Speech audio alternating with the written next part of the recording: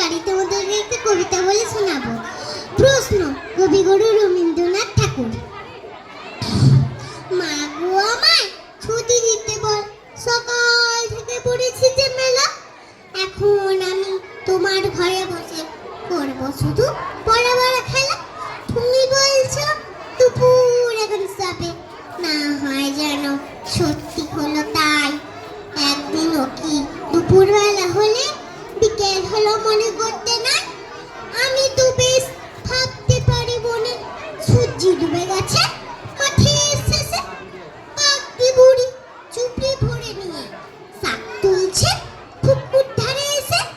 আদার হলো মাদার গাছের তলা, কালি হয়ে এলো দিঘির জল।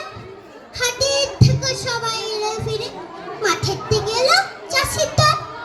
মনে করো না উল্লো ছাসে তারা, মনে করো না সন্ধে হলো জানে।